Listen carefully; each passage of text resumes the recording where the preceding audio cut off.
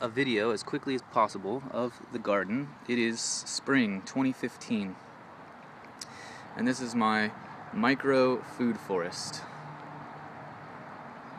That's not a very good view. Here we go, let's try that. Is that working? We've got fruit trees in the upper canopy. We've got a plum tree here that I'm pruning and keeping low. So I mean, it is keeping low. Like I can pick plums from right here. So there's literally plums growing right here, and they are within a hand reach. So that's really cool. And then some other dead fruit trees. I've got like a pear tree back there, but these two right here are dead, and so I'm growing berry vines up them. I've started to train the boysenberry and thornless blackberry up there, and I've got some boysenberry training up this one here. So these are going to be berry trees soon. They're like a trellis for berries. That's one of the permaculture food forest things, is to grow vines up trees. And so aside from the upper canopy there with the trees, and then I've got these berry vines here, I've got a nice veg layer going down below. There's a butternut squash growing right there.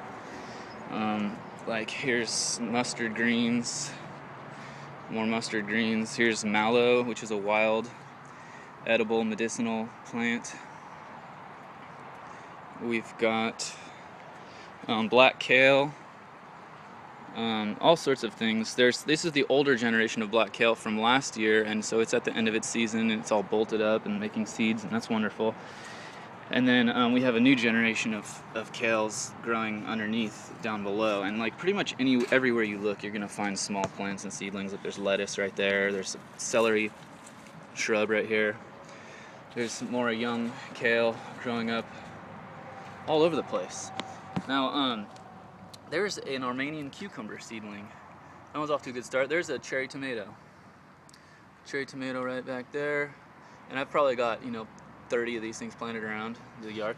Now I want to talk for a minute about the cucumbers, because for beginner gardeners especially, they freak out when their plants get eaten by bugs. And like there you can see there's an orange peel I've thrown in my garden with a little roly-poly on it.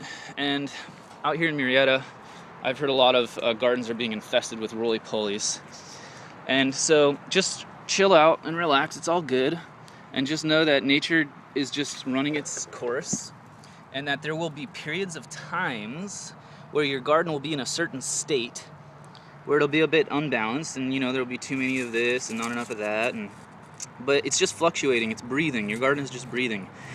And so I planted probably 10 or 15 or 20 of those Armenian cucumbers all along this row of bamboo poles all the way up to here, and now they're all gone. Only that one's left. They got eaten. I planted it out, they all got eaten. I planted it out again, they all got eaten again. I'm taking that as a message, as those Armenian cucumbers should not be planted in this particular place, in this particular way, at this particular time. That's feedback from my garden saying don't plant more Armenian cucumbers right here, right now. Maybe in a month from now you'll be able to, and that insect will have passed. But right now is a good time for me to lay off. So what I did is instead I started planting them into containers and pots like this, in places where the bugs won't get to them, because they're more protected when they're up off the ground, they're out of the garden. So I'm planting them in a different place, in a different way, at the same time. Does that make sense? So that's kind of like the trick to gardening, is being flexible and diversifying your approach with things. If one thing doesn't work, try something else. And so here's another patch. I love this patch. You can see my thornless blackberries popping up like on its own right there. It looks really cool.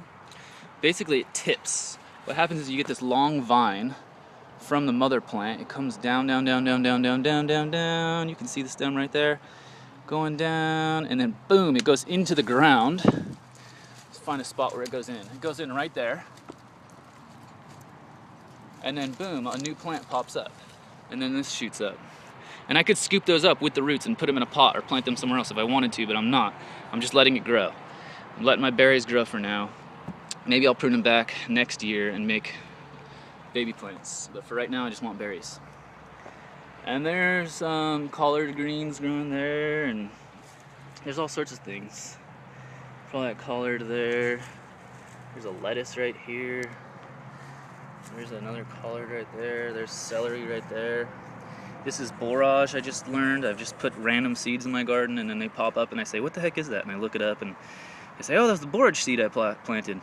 Here's a cactus pad that I stuck in the ground recently, so we're gonna let that grow some prickly pear fruit. Delicious fruit.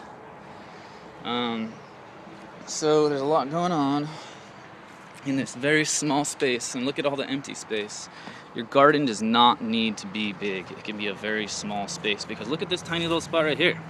Just for example, that's like 1 square foot.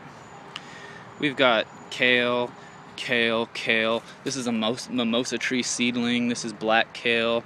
This is arugula. And there's a lot of empty space still. You could put a lot more plants in there. So you really don't need a lot of space. You could start with a 15-gallon pot, and that starts your garden right there. If you're thinking, oh, that's not a garden, that's not a real garden. No, dude, that's a garden. Put that right outside your back door, and you've got like 2 or 3 square feet. You can plant probably 20 kale plants in there, and when they get too big, you thin them out, and you just start eating off of this. I think